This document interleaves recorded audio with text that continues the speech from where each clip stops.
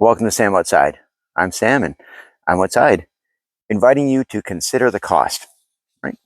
Uh, there are so many benefits. And if you've joined me in the forest before in my walks with Mr. Indiana Bones, you know that the purpose, my intention is to advocate for all the benefits of spending time in nature, which starts with going outside, right? You don't need nature to go outside, but it does have additional benefits.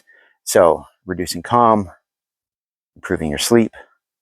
And while I'm walking, right, I'm getting those benefits of exercise. But consider the cost. So for me, first and foremost, is it safe?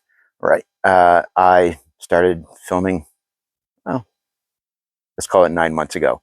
And at that time, deep winter, yeah, there were some days where it was just too cold. Now, it doesn't mean that I didn't go outside, but it did offer some considerations around the time. How much time was it safe to be outside, right? So that involves some other costs. Well, if I'm going to spend that much time outside exposed at those temperatures, do I have the clothing, right? So there are some investments that are considering first and foremost always my footwear, right? So I learned a long time ago to look after my feet. So after that, because I am walking the dog, how much time is safer for Mr. Indiana Bones, right? So that might allow me to consider not only how much time, but where am I going? There were times where we woke up and I had not kept track of how much snow. Ugh, right? So is that a snowshoe trek, which means I'm breaking trail, or am I post-holing my way? And again, the first 5 or 10 minutes of every walk is us, on a steep incline for it's about 100 feet. Vertical ascend till we get to the top of this ridge, and that takes us about 400 meters. So yeah, I very, very rarely film my ascent because it is taxing. And once we get into the forest, well, then our actual walk begins. Then I actually start my nature connections. So what is the cost? Well, last night we cut our walk short because there was an extreme wind warning, right? And in this environment, there are a lot of dead trees that will just fail in high winds.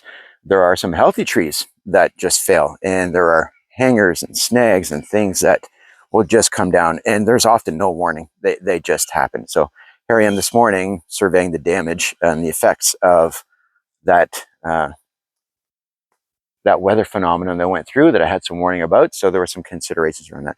Also the rain, right? So the cost, I was born wet, but am I going to be comfortable? So that is going to come at a cost of my ability to tolerate based on my choice of clothing. So there's another cost, right? Do I have the appropriate rain gear? And not just my footwear, my raincoat, my hat, but is it raining so hard that I have to consider wearing rain pants? Again, that might come at a cost of the time invested in not only the exposure myself, but to the dog, right there. Why are we doing it? Well, we do it for the exercise, and we do it because we get to, but there is a cost. There's some considerations around that. And what's the cost, not only to time and resources, but the benefits, right? If I choose to walk along the road, well, then I'm not getting the full potential of the forest.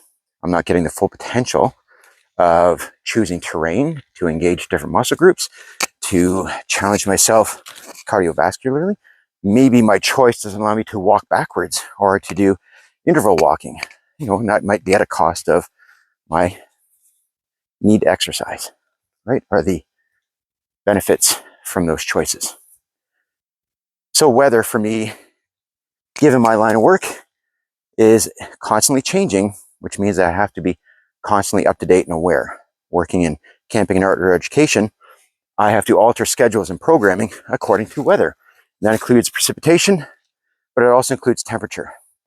Man, when it's hot out, I need to make sure that employees and guests have access to cooling stations, whether that's a certain amount of time in air conditioning, whether it's the ability to find breaks in the water. So we often have waterfront afternoons so we can get people immersed, cooling their core temperature.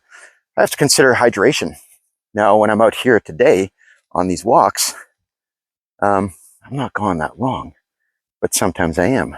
So that will come at a cost of, do you have the capacity and the resources to carry water or to access water along my walk, right? And is that water safe to drink? So first and foremost, safety.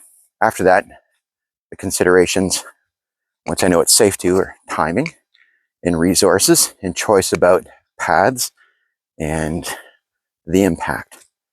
So on a weekend, don't have the need to consider my timing as much as it relates to getting to work, fitting in a dog walk, or even, in the afternoon, I might have options to choose how long my walk is for and the timing around that. When do I get to walk? But I'm a creature of habit, and so is Indiana Bones. So we like to stay pretty consistent. He doesn't understand the concept of weekends. He still wakes me up at 6 o'clock. Cat gets me up at 5:30. So there I am. I'm up and ready to go. Just how I choose to navigate my work week. And operating outdoors, considering weather, considering timing, considering the impact that it has on me. Can I do it? Depending on what I did with my body the day before, you might have activity.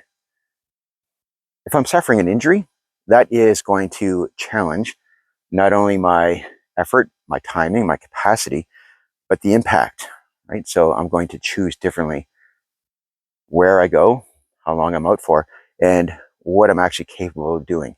Maybe it's an ankle or a knee, maybe it's a sore back. And if I can't move the way I want to, then I might have to consider the type of exposure in nature that is more rehabilitative rather than walking or spending time outside for gains. So maybe my time outside is better spent in the garden, is better spent in my yard. Let someone else walk the dog, right? But going outside is always an option, as long as it's safe and as long as I'm mindful of the benefits and the impact of my exposure. So the point is, go outside. If you can, when you can, for as long as you can. After that, consider the intention. So things to consider. Right? So thank you very much for watching. I appreciate your time and energy. And if going outside is part of your habit, you can understand and appreciate the considerations that go with it. And if you are considering spending more time outside, stay tuned to the weather. Make sure you've got clothing to keep you safe and comfortable, and considering the comfort of those around you. But at the end of the day, no such thing as bad weather, just bad clothing, right? But it does come at a cost. So consider your options. I'll talk to you again soon. Thanks again. Bye-bye.